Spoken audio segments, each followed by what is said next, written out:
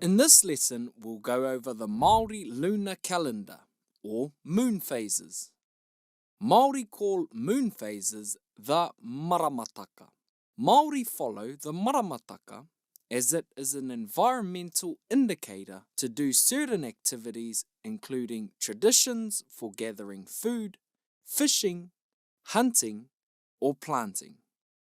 Maramataka vary from area to area, but for this lesson we'll highlight the maramataka of the tribe Te Whānau Apanui, as recorded by Wiremu Tāwhai in his book Living by the Moon. There is a lot of information here to learn, and this book is helpful, but we'll go through it slowly, and you can come back to this video again and again.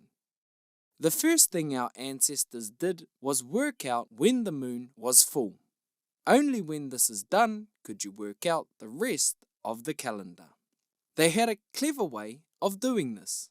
When the sun touched the horizon and the full moon appeared, they would put a rako, stick or peg in the sand at the highest wet mark and leave it there.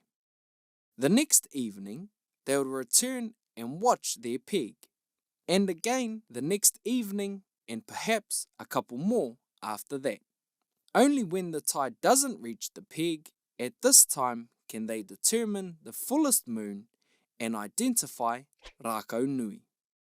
This is called ngā tai whakaki a rako nui, or the filling tides of rako nui. Rako nui, the full moon, marked the beginning of the lunar month. Good day for planting, but not good for fishing. This is the full moon. Rako matohi, the evergreen spiritual acknowledgement. Fairly good day, better fishing to come.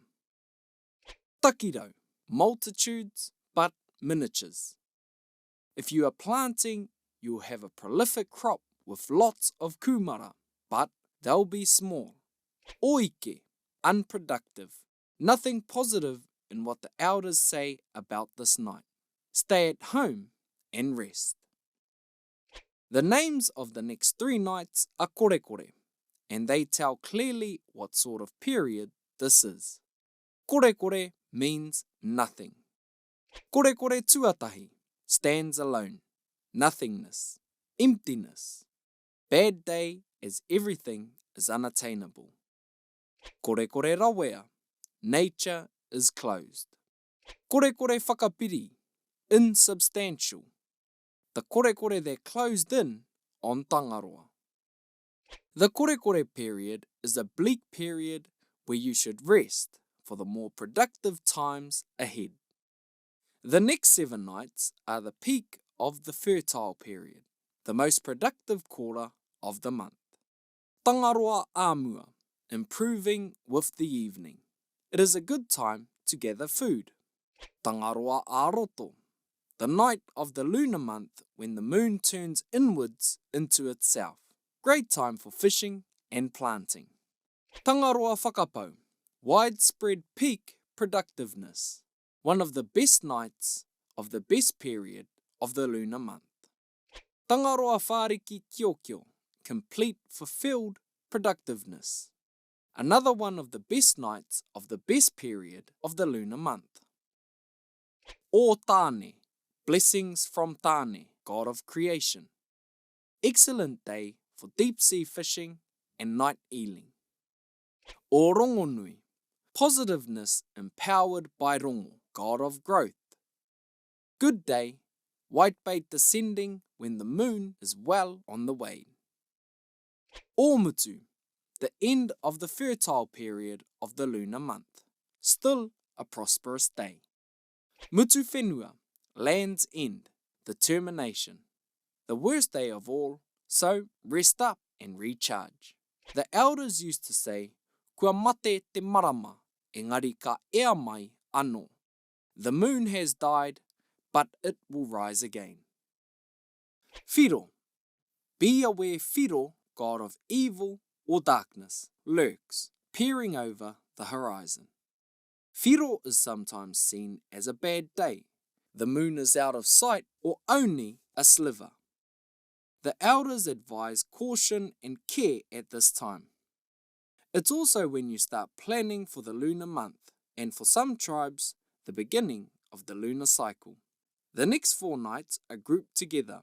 They were regarded as much the same with only tiny differences. Tirea, expanding radiance from the horizon. Tirea is a good day for fishing and gathering. The new moon determines the start of the lunar month. Hoata, reaching, rising upwards. Hoata is a good day for planting and fishing. Ouenuku, rainbow bright. Ouenuku is a good day for planting and fishing. Okoro, intentions defined. Pathways ahead are clear. Okoro is a good day for planting and the night is good for ealing. In our knowledge, Tamatea was unknown, but could have been an ancestor or a being from the past. The nights, however, are regarded as average for productivity with selective positive times. Tamatea aio. Tamatea is unsettled. It is not great for gardening, but a good day for fishing. Tamatea angana. Tamatea is threatening, dangerous. This night is known as the best night for catching eels as they are very active. Tamatea kai ariki. Tamatea is in a devouring mood, a day to plant. Tamatea tūhaha. Tamatea is in a destructive mood, a bad day for planting and fishing. For the next 6 nights of the lunar month that follow, people should be relaxed and even happy. Ariroa, nature wears a disguise. Not a productive day, a day of recovery. Huna, all hidden away.